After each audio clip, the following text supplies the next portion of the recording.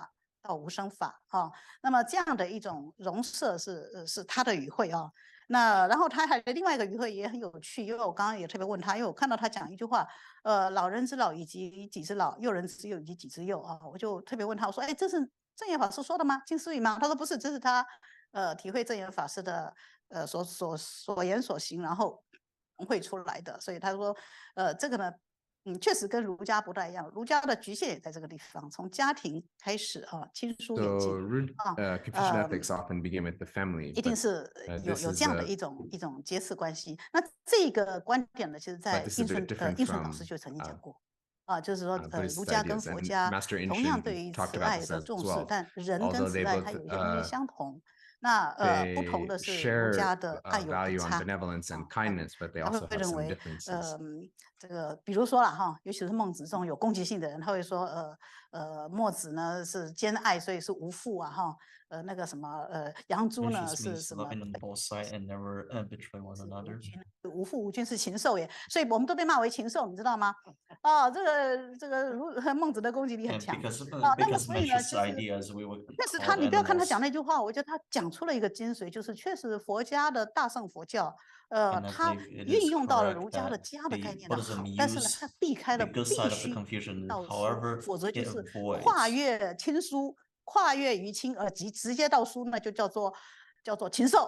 哈，这个自古以来这样骂人很多啊。那个什么岂有无情 But then 岂 because 有 of 无 that 情的 idea, 莫桑不 the 灵啊， Mencius 对不对 also 哈？ attacked 皆哉 the 师徒 Confucianism as 辈，其心不如 animals. 禽呐，连禽兽都不如啊。但是你说吴起是一个 And 将 when 军， they were 他 called the Confucianism, 在 even 远征 worse 在 than 外，他 animals. 这个什么妈妈过世了，要不要回来啊？这个事情是大灾问啊，对不对？那儒家认为他 Sometimes 不 they 回来就 endorse 是禽兽嘛。 examples 可是如果你 example 今天 of 在 if 在 your 乌克 mom 兰战 pass 场 away, 看到 she 一个 come back. 兵士，他因为他在乌克兰在死守国土而不回去，你会觉得这个人是很伟大的，不是吗？所以确实儒家的这样的一个问题，有时候会把自己困住。所以那个 Confucians sometimes will lock themselves 这 in 个 with 安 their 武 own 老师呢， ideologies. 他看到了，他穿透了这个东西，他看到了正言法师非常妥善的运用儒家的家的概念，可是把它 Therefore, 扩大化 Zheng 而且没 masters 有等 use 次， the 不必 ideas 然 of 要有等次 Confucianism to 也不 expand 必 on 然 these 要有次第。 ideologies. 我觉得这样子的一种穿透性的理解是非常重要的。那当然，它有很多的都是金句啦。 比如说从觉性的宗教到信靠的宗教，当然这个我们比较常听到。那然后他也提到了从神道教的灵验信仰到佛教行善的疗愈，这也是一个很好的概念哈，给我一些反思。那最后呢，他还特别提到就是要这个超越那个国族国家虚构成的伟大符号。那这个呢也给我很大的反思。我向来就在这样很反思，但是我会觉得说他也特别提到这样的一个问题，其实是很有趣的，就是你会发现到说国家弱小的时候。民族主义它可能是必要之恶，可是当国家强大，还要强调民族主义，它会变成恶魔，你知道吗？所以呢，我觉得他在这个地方特别提到国家或者是国族虚构成的伟大符号这件事情，是一个当今21世纪哈，我们一直以为可能到21世纪是天下一家的世纪，但是实际上我们看到21世纪也是壁垒分明的一个在全球化的这个视野上看，你很清楚的看到它壁垒分明。那它壁垒分明之后，经常会看到一些伟大的口号。那么他特别谈到2种口号，就是两端的一些不足比如他在民主跟自由的部分也特别做了一些补强。可是，在国家主义、民主主义的部分，他比较直接的去做抨击那也可以看到这两者它的力度是不同的。就是民主跟自由，顶多就是要强调要更加有序、更加不能任性的，就是克己复礼的民主，对不对？跟自由。但是属于国家主义跟民主主义的部分呢，它是毫不留情的保持一种强烈的批判态度，从这里去凸显自己它能够跨宗教，甚至于跨国族来展现无远弗届的自无量心的大爱。我觉得他们以上的6位呢，五位发表人，他们有非常丰富的内容，但是因为我也不能够占太多的时间呢，不能够因为阿芬太包容我们，我就肆无忌惮，所以呢，我先暂时讲到这里，谢谢。谢谢这位法师，我们请汪松教授。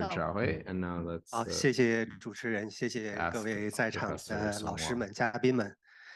我这个压力比较大，难度比较高，主要是因为首先是在这位法师后面讲，大家刚才已经听到了这个法师讲的是已经是非常的全面了。刚才我们这个侯老师介绍的时候也提到确实我们法师呢也是台湾佛教的一个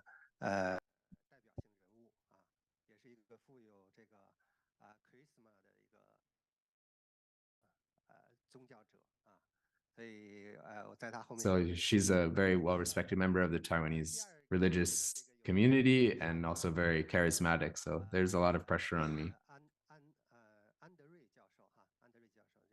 So as Professor Laliberte mentioned this morning, he is an outsider, and I am also an outsider. And this conference is actually a wonderful opportunity for me to learn more about and understand more about Tzu Chi and Taiwan. So I'm very honored to be here and very thankful to the foundation and the organizers, Professor Hersheng, to the CEO Yembo, and for the invitation. So the Center for Buddhist Studies in Peking University is also part of the establishment of the Yingzheng lecture series. So I'm very thankful to be a part of that. Mainly, I want to bring up a few points of some things that I realized and learned today. Because this conference, we say that this is on the philosophy and leadership of Venerable Cheng. So I'm thinking that what is philosophy? What is many of these professors touched on this problem. So are there specific philosophies and ideas within Tzu Chi? And how can we understand this idea of philosophy? I believe that philosophy is a very abstract, has abstract potential or abstract ability. So what about a philosopher? This is a person who has a system for expressing these abstract ideas. It does not mean that normal people does not have the abstract abilities. The ability to form abstract ideas is an ability everyone can have. It's a very basic human instinct. For instance, normally, when we talk about the philosophy of being a man, or talk about the rules being of our own self, or if we talk a lot about philosophy of things,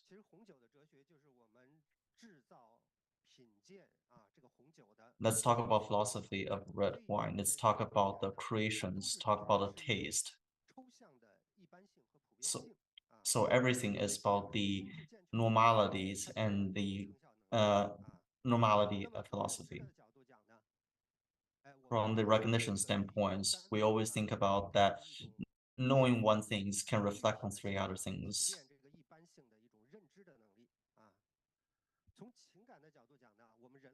So when we talk about in aesthetics, for instance, we can have empathy. These are all various abstract ideas. For example,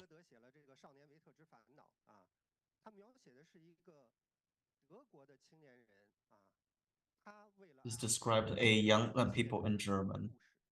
He sacrificed everything for love.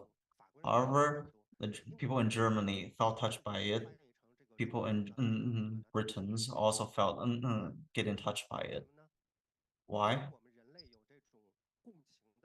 Because we have that shared feeling as a human being. We can extract that feeling that's abstract. You can take out the love in between human and raise it up all the way into relationship. That's the abstract ability that human has. Let's take another example. Let's talk about art. Art is a normality of abstract. They are extracting things from our daily lives. In our daily life, sometimes we say that, oh, my body it looks good or bad, or someone else's body looks good or bad. But if we look at the artistics, when they draw the human body, obviously they're gonna have a strong body. They also have a body that's softer. But did you guys ever notice that artists and sometimes describe older men and people that are weaker? When you look at them, you look at the beauties. Why? Because artistic has that ability to extract the commodity from real life. So when we see concrete things, then we can understand the abstract concepts behind them. So our interactions as humans, we must go through these kind of examples to reach these common sentiments. So, for example, when I was talking to Director Yembo, and we were talking about Tzu Chi, and he said that humanity can, through the culture and art that Tzu Chi promotes, understand things on a universal level, and we can have more mutual understanding. And we can reach even a consensus. This is a very good idea, but what I'm talking about is something different. Sometimes the abstract ideas has its negative side too. For instance, our human has one problem. What kind of problem is this? You'll take your own personal experience that you don't like, you don't feel good about, and raise it into a normality. For instance, right now we face a lot of problems as a human. For instance, the nationalities, ethnocentrism. I felt like talking about nationality inside the US can feel a little awkward. But if you avoid this problem, but then if you just avoid a problem, then it's also not a realistic solution.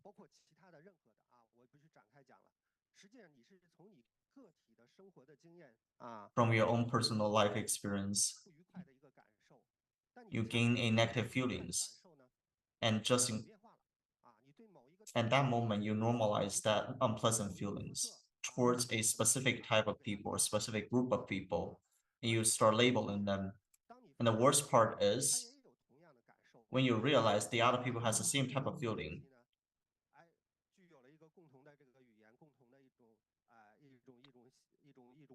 Both of you created this shared commonality. And when someone tried to actively advertise them, let's say about the Nazi Germany, this created some very fatal ideologies. So what we're trying to say is that not all abstracts are good. Sometimes, even when we decide whether a man or a thing, we don't think about it as the man or thing itself. We're talking about the abstract of the man or things. Let's take a I'll give you a simple example. I studied abroad in Japan, and I was looking at Chinese-Japanese relations. So a lot of Chinese people have resentment against Japan and vice versa. But what I discovered is that those Japanese who didn't like Chinese people, when I asked them what their attitude to me personally was, of course, they're very polite. They wouldn't say, "Oh, I don't like you." Of course, I don't. I wouldn't dare to ask Chinese people this.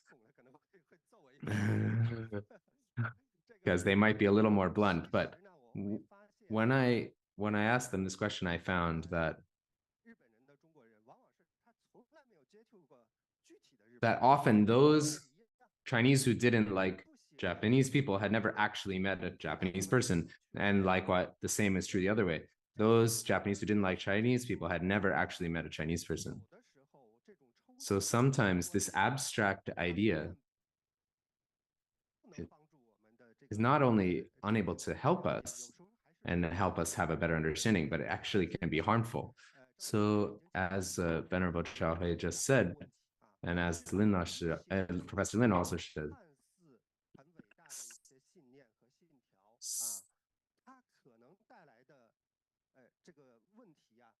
so actually some forms of thinking can actually bring about more problems than they resolve.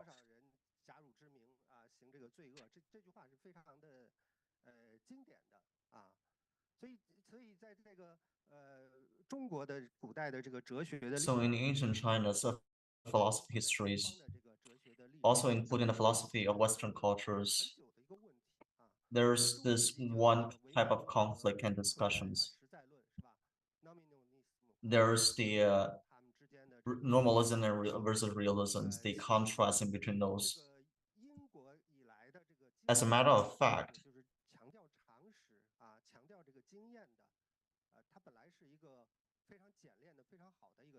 in the British, they emphasize more on the experience. As we know that Americas used to be focused more on the experience, but now it gets more complicated. Now they focus more on realism. So now you have that conflict of ideologies again. But I do want to elaborate on that even further. I want to go back to our own original topic. Us, Tzu Chi, is there no philosophy in Tzu Chi? In my opinion, Tzu Chi's philosophy is in the middle between abstracts and realistic, and gave a very, very precise answer. The precise actions from Tzu Chi is come from the philosophy.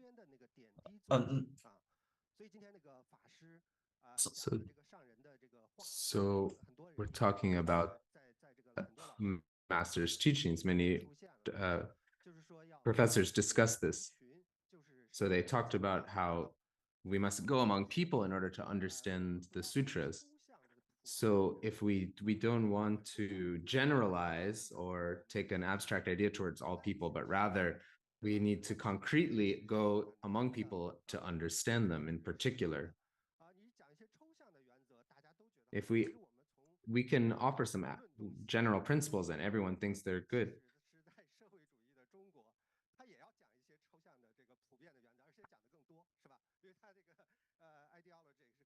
So all of these, for instance, there are lots of different ideologies that sound very good. We have to love people, love our country, love the environment. Everyone can hear this and understand and agree with this, but can they concretely engage in this action? This is very difficult. So actually taking action, we need to start from something very small and particular. So I think this is something that is very precious within Tzu Chi. This is Tzu Chi's philosophy. I believe this is Master's philosophy. She takes these very abstract ideas, very complex ideas, and transforms them into very particular concrete actions. So they're not just empty slogans, but in fact, they are concrete actions. I feel this is a very important point. So I just heard some mentioned the earlier criticism against Tzu Chi that they only cultivate blessings but not wisdom. And so, for example, we have this idea that philosophy should be something very abstract and complicated, but no, that's not philosophy, that's not wisdom. In fact, often wisdom is something very simple. And this wisdom must be something that is found in the world. I also heard someone say, Lena would say that Tzu Chi, this has a very particular characteristic, which is that Tzu Chi has influence from both the Lotus scriptures, but also from Chan ideas. So in Japan, in the process of modernization, the Lotus Sutra schools that put emphasis on Lotus Sutra became very mainstream. So people who read Lotus Sutra and Sutra of Infinite Meanings are very common. This doesn't seem very unusual in Japan. All of the Nichiren school, for example, put great emphasis on the Lotus Sutra. And they also put great emphasis on the Sutra of Infinite Meanings. But I think that for Tzu Chi, the difference is what? Is that in Japan, these schools of Buddhism, their faith in their the Lotus Sutra is linked with a Pure Land idea. And of course, the Pure Land schools in Japan are very based on the idea of other power. So their idea of salvation is that it's reliant on the Buddha's power, not one's own power. So this is very tied to the Lotus schools like Nichiren. So they rely on the recitation of Namu Myoho Renge-kyo. So praise to the Lotus Sutra. So they take this as a practice and a way to rely on the power of the Buddha for salvation. So they're emphasizing on other power. But in Chinese Buddhism, what they emphasize is self-power. So this is closer to Chan Buddhism. So Ciji, if you want to look at the influence of thought on Ciji, you can say you can trace it back to Inshun and Taishu. But of course, Taishu has a very famous idea, which is that the main characteristic of Chinese Buddhism can be found in the Chan school.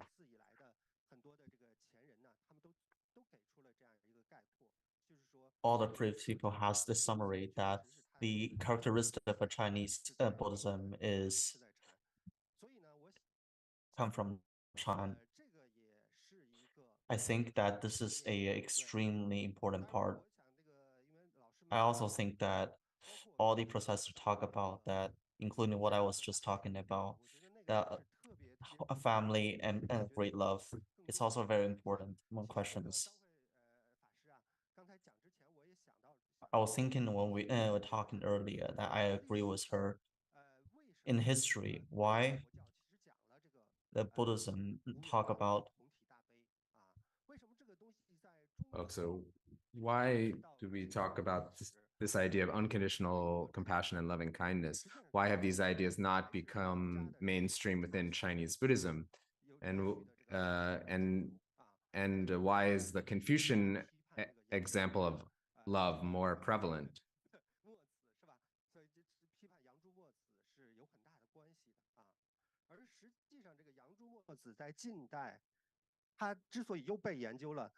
In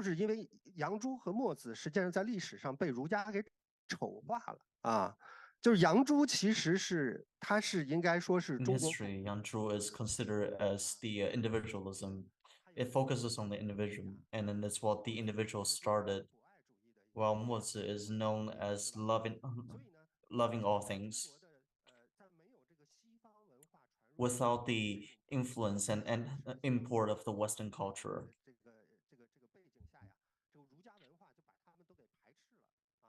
The Confucianism basically objects all the other ideologies.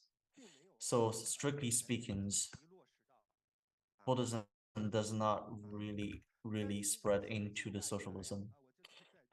In recent eras, I think that this question is something that everyone's seeking and try to discover.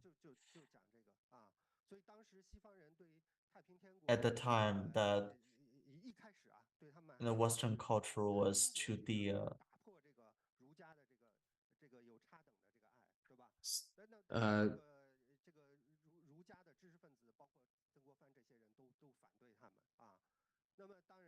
at first, Westerners who saw the Taiping movement felt that it had overcome some of the limitations of Confucianism, but Confucian scholars then came and opposed these ideas.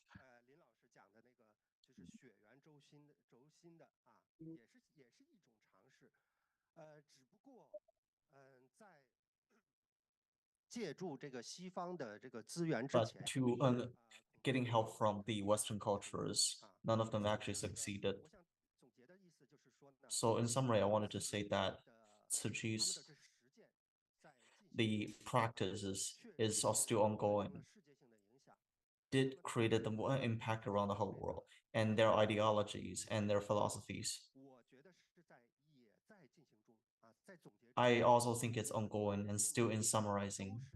because there's a lot of questions are still being discovered, whether it's about great love, what's about the and beliefs, whether it's using the practical actions to lead everything. I think we can have more philosophical discussions regarding this.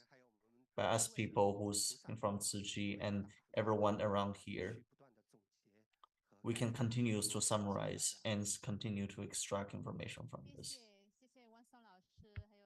Thank you to all of the presenters, and we've brought up so many points, important points today. So now we can ask all of the professors if they have any simple responses.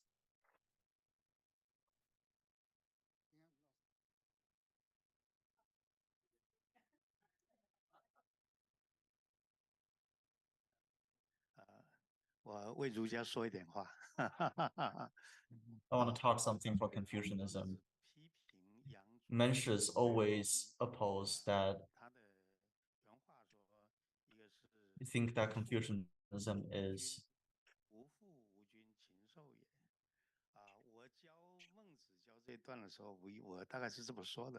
always, when we're talking about Mencius, I always think that according to the Yang Zhu's ideology,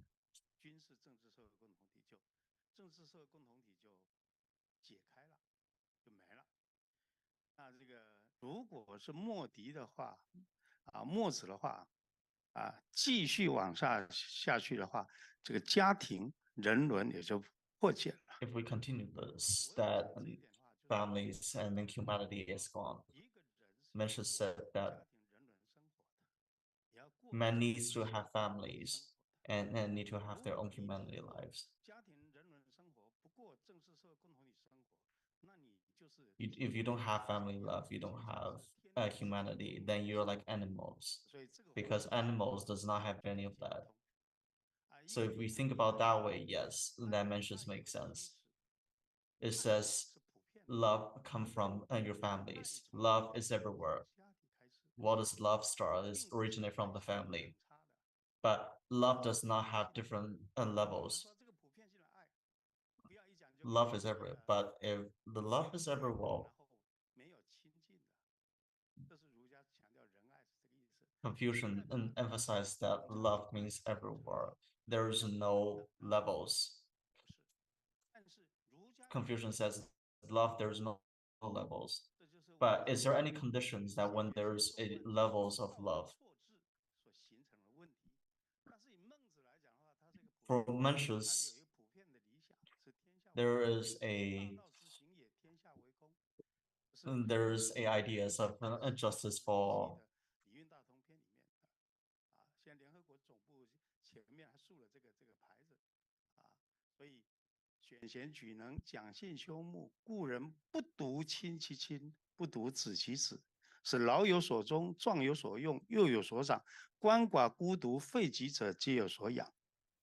如果我们历代的不是照这个做的话，他就不会错，也是他刚好不是照这个，他错了。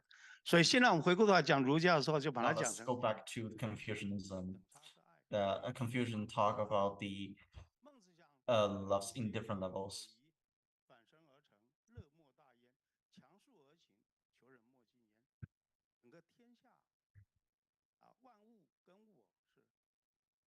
So Mencius said that we are connected with all living beings. This is actually the same idea as unconditional loving kindness and unconditional compassion. So when Buddhism came to China, why were people able to accept this? Because of Mengzi's idea. Buddha said that all people can attain Buddhahood, and so this also was in fact, Buddhism went against the tradition of Indian cultures.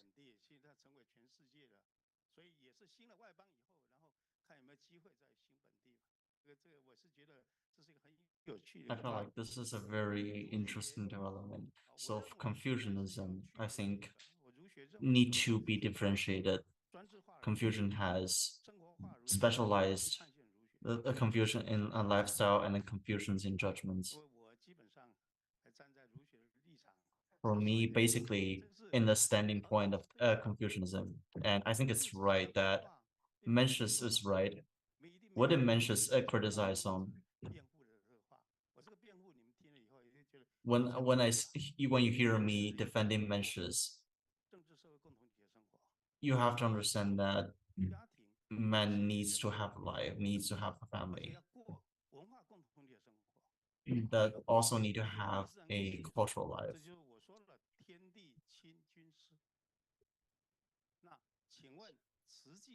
So I want to ask that what Tzu Chi was doing, does it also emphasize the Mencius ideologies?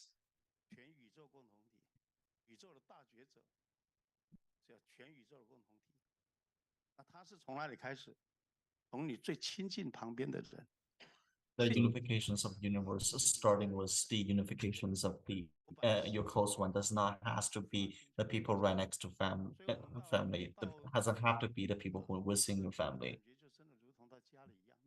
When we come to Boston, we felt like we just got back home. We felt really good because the great love from Tzu Chi is why I've emphasized that. I found that Tzu Chi is the reverse. It does not reject the ideology.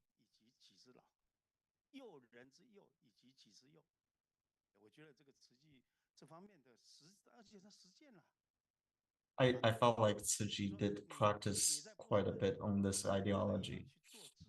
Even when I'm in Boston, there are still opportunities to volunteering work. But maybe the elders in your family is still in Taipei. But you still can do volunteer work to express respect to the elders. I think that all the religions around the world should have talks and discussions, and despite there are differences, and look for our commonalities. Looking for the commonalities and looking for love in between each other. We have to understand that Moses' ideology of non-aggressions, the students in Moses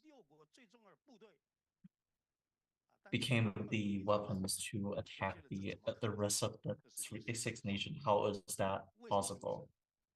How is a non-aggressions ideology is able to escalate such attack?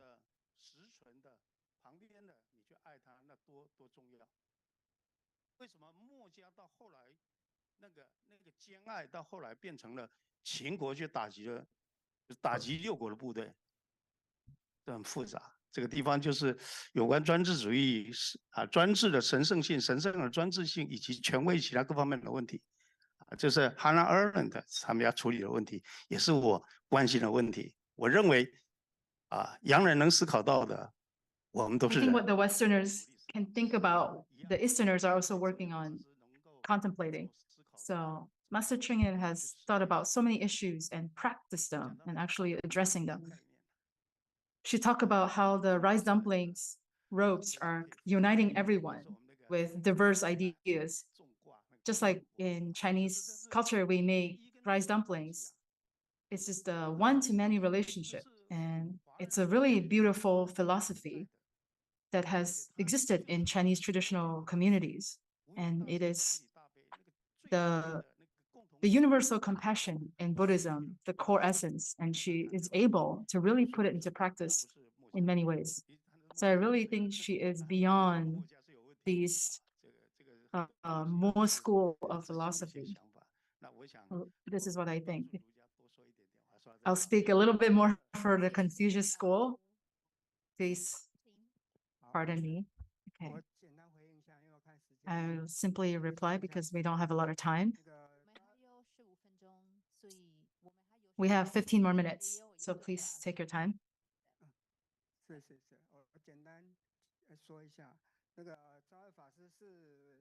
So Dharma Master Zhao Yan is my boss. I am very grateful for her pointers. I asked, why is she a woman? Why I can be sure that I'm not a man. Actually, as an organization, the leader has requirements and unique charisma as a leader, as Master Zhao Hui shared. Dharma Master Sheng Yen, and just like Tzu Chi Foundation, we have the Bodhisattva spirit. What about Guanyin Bodhisattva? Actually, in India, Guanyin Bodhisattva was a man. How did he transform into a woman into Asia? Because there are very feminine qualities that we projected onto this deity, this Bodhisattva.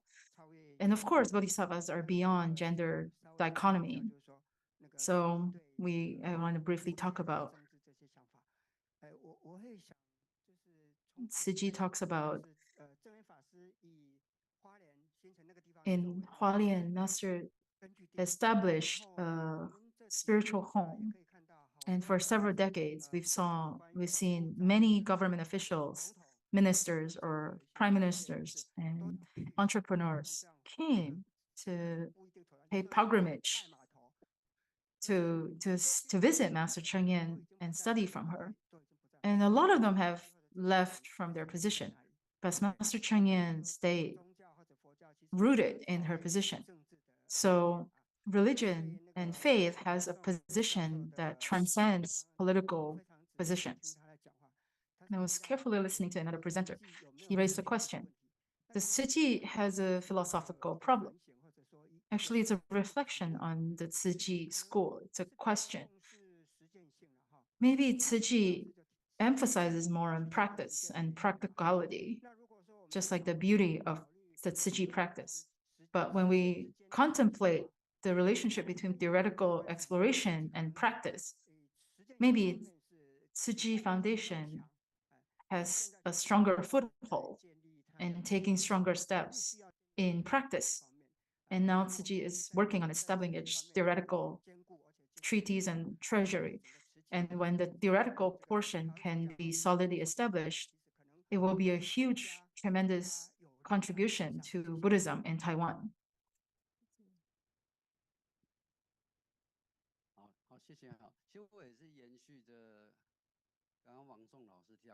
So I will continue what these two teachers have shared. Why is this called philosophy?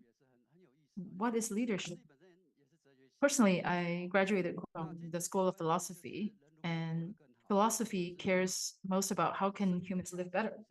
What is the value of life? What is the meaning of life?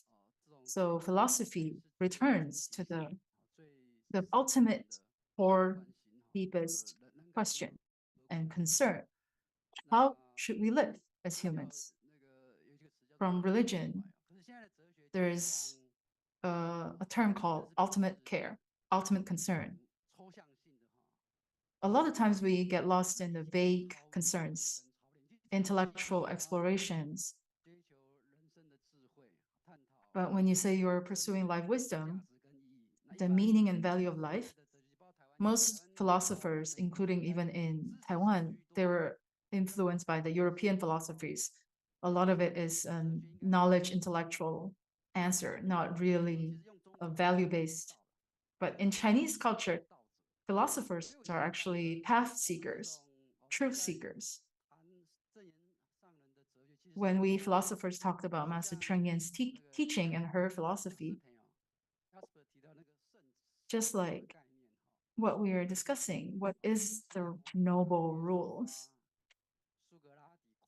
Buddha, Confucius, Jesus, they all talked about noble rules, principles. They're all deep principles and truths that ancient sages have shared. They're all practices for life. I think philosophy should be concerned with suffering and pain. There's so much suffering and pain in the world. Then why are we still attached to all these vague questions and ignore the suffering that is in this world? It feels like we're misguided. We should come back to the practical life and be grounded and thinking about the real problems. I think that's what philosophy should be used. I think that's the fundamental value of philosophy. So I'm going to boldly use the word philosophy. Master Cheng Yen has her own philosophy. But this philosophy and the noble rules, noble truths, when we compare them to leadership and different interpretation of sacred teachings, Master talks about managing with love and self-discipline. I think this is a very beautiful philosophy in leadership. But a lot of it is just a demonstration of Tzu Chi's unique values and philosophy in life and faith and values. Just like this teacher have shared, Tzu Chi has to start a movement, a new civilization, a new possibility in human civilization, a new form of renaissance to create new values and new directions in life. I think this is something, a subject that is precious and worth exploring. Thank you.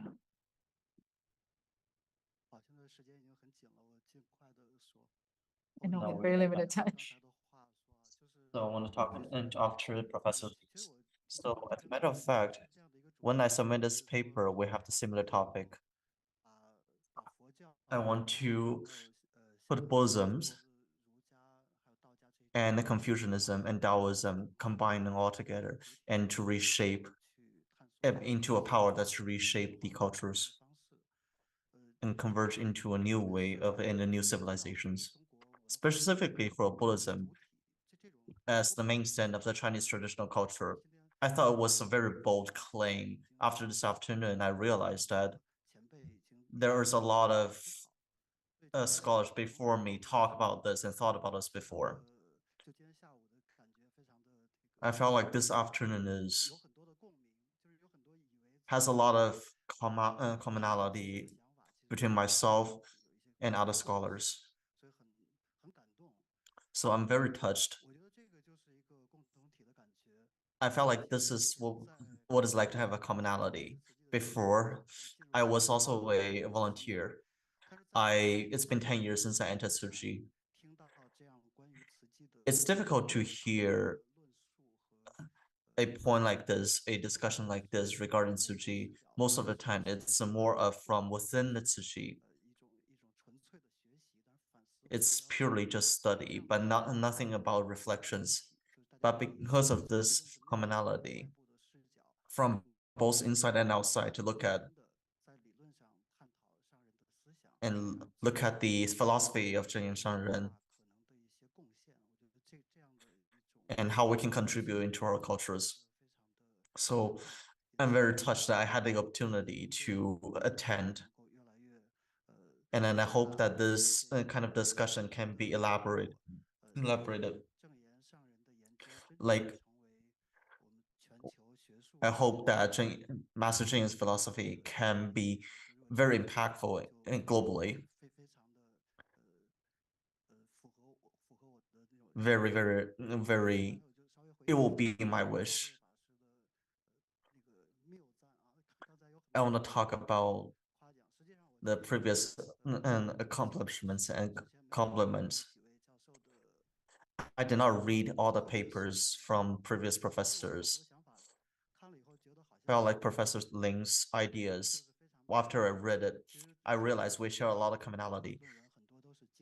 Even for myself, a lot of my points and ideas are from my personal experience and my understanding from the Confucianism and Buddhism. It's very, very personal. I did not realize that there is a lot of commonality between my papers and Professor Ling's papers. And I'm really honored that I can continue these discussions with the rest of the professors. Thank you. I want to mention 2 points. We might have to seriously consider that why do we have to go back to the root of Buddhism? We have to look at a lot of criticism from a lot of traditional religions. This is a very, very direct connection with the Buddhism in Chinese culture. Realistically, the Buddhism in Chinese culture, we mentioned this point earlier, Buddhism in Chinese culture lost a lot of the fundamentals in the Buddhism itself. And the most core belief is the law of karma. If you don't believe in karma, then you're losing Buddhism. But it's actually a new thing that just came in China. The core is actually about emptiness and conditions. So it actually determines whether we're doing charity unconditionally. It's not about the law of karma. When you're pursuing the law of karma, the merits, the virtues, I want the merits. It's a very capitalistic idea of pursuing outcomes. I think returning to the Buddha's original intent is something that contemporary Buddhism needs to explore. It is a core question that every new school of Buddhism needs to deeply contemplate. I think Tzu Chi school of Buddhism has a very important point apart from the practicality, just like Director He has shared. In the beauty of the practicality, it's the philosophy of practice.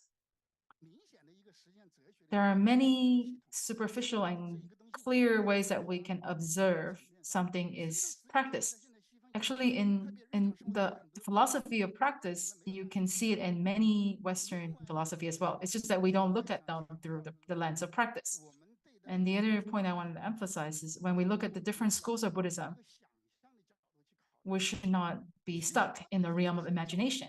Actually, they're just platform. They're just systems of thinking. They're a school. Like Fo Gungshan is from Dharma Master Xing Yun, who has created his own school of thinking. And I wrote a very systemic treatise on Master Xing Kong's, and he did not agree with my point. And a few years later, I brought it up again because a lot of people were establishing their own school and they have their own uniqueness. But this master denied that because a lot of teachers did not want to establish their own unique school because they believe that they are part of the school of meditation. So later I bring this question up because they said that other people can discuss our uniqueness, but we don't want to establish our own school. I think establishing our own school and our systemic thinking could be a self-initiative, or it could be summarized by an observer. It's just a system of teachings. It's a holistic ideology. So I think it's worth concluding that. As our time is running out, if you have other questions, please raise your hand.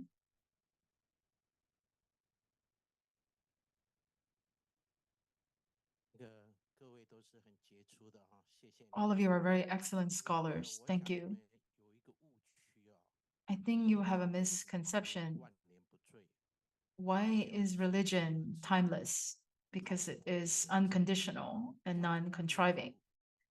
I think the Chinese culture for more than 5,000 years, there are only 2 dynasties were able to practice this unconditional teaching. It's the 2 kings in Tang Dynasty, and it created an abundant generation and dynasty. Now we're talking about sustainability and management. If you can observe Master Cheng Yin's philosophy of unconditional management, you will see this. I think it's really amazing that you guys observe this. Just like in recent world history and world politics, many countries are fighting over power. Only Master Cheng Yin was able to do this. I think you should explore this beautiful philosophy of non-contriving unconditional management from Taoism that Master Cheng Yin has practiced. Next question. This was not a question. Sustainability was the question. I think we should all be humble. We shouldn't say the word misconception. I'm sure a lot of people have misconceptions. I think those 2 kings were not actually practicing the theory of unconditional management. If you really understood Master Cheng Yin's philosophy, I think there is something deeper that is not just on the surface. Just like our friend here is defending Confucianism. Actually, I think Confucianism has a lot of contribution to Buddhism, especially the idea of benefiting the whole world, which has directly affected how Buddhism spread into China and how China elected the great vehicle because it was influenced by Confucianism. when we look at the Theravada Buddhism that went into Southern Asia, it became more on the Bodhisattva practice. So I'm very grateful for Confucianism for affecting that choice historically. Last question.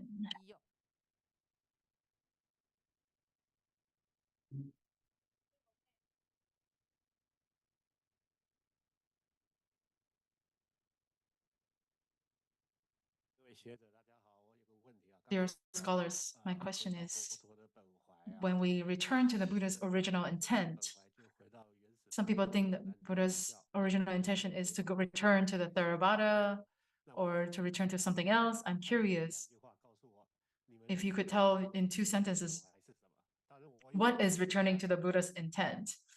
Of course, I have my own interpretation. Just curious about your answers.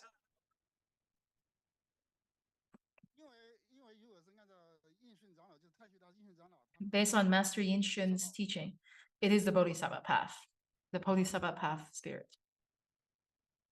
That's the Buddha's original intent. Could Dharma Master Zhao Hui respond? 1 sentence.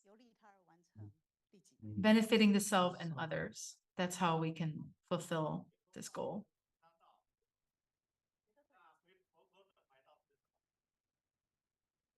I can't really hear. So don't limit it to the 2 dimensions. It's not a 1 out of 2 choice. It's the inconceivable liberation when we attain liberation by liberating others. Thank you, all our professors and scholars. So we've completed this segment. Now, passing this on to the MC. They're taking a picture to capture this beautiful moment.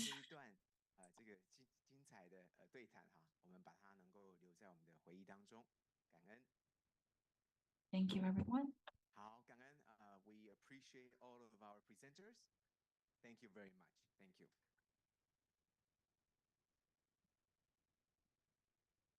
We're going to have a little bit of a program change. There used to be a break at this moment, but now due to time, we will skip the break. And now we will continue on with our signing ceremony. So now would Dr. Rui-Shen He please come on stage to introduce to everybody the importance and the significance of this signing ceremony. Thank you.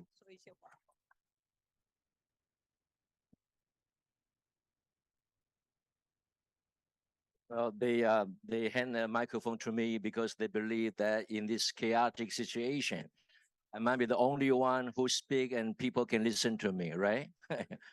Well, this is a very special occasion that all of us can gather together.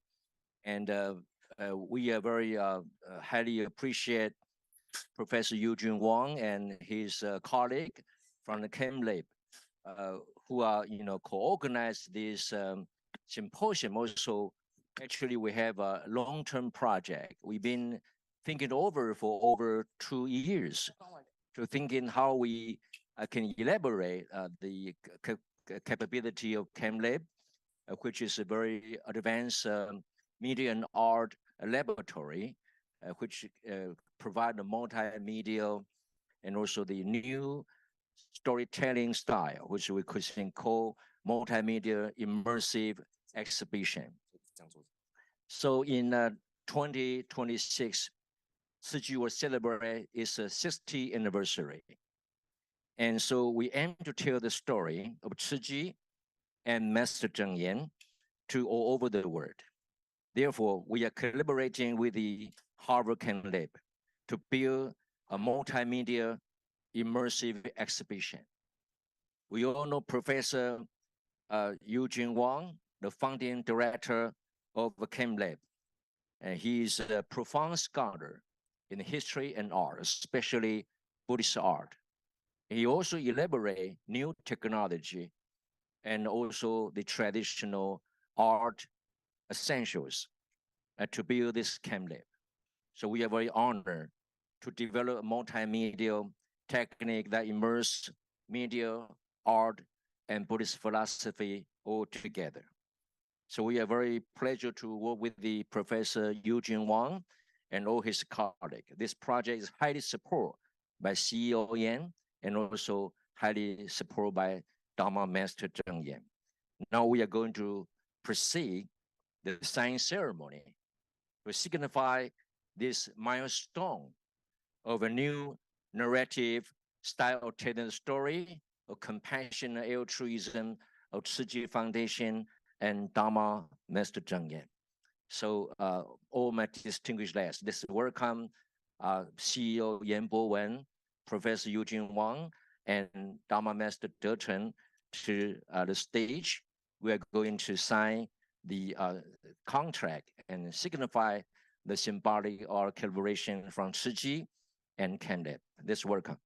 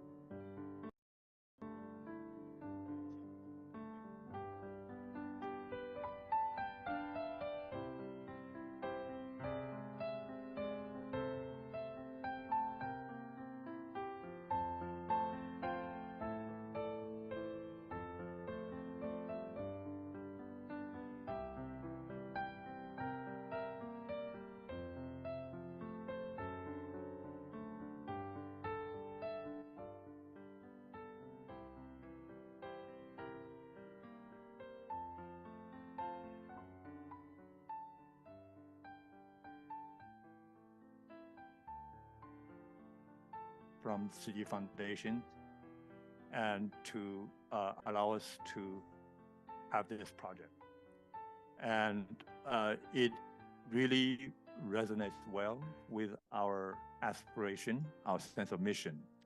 When we founded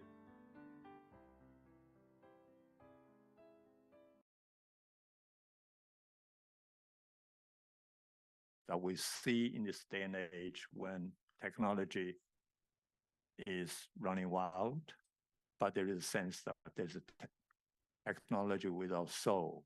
This is the sort of thing that Max Weber worried a long time ago.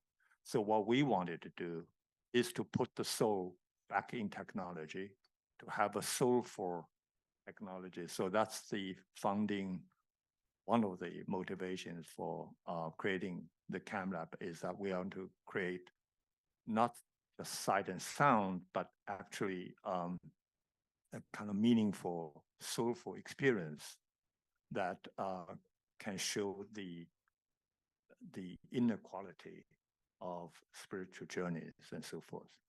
So with this project, this is going to be one of our most important pilot projects, and we hope that we can deliver in 2 years' time. Right.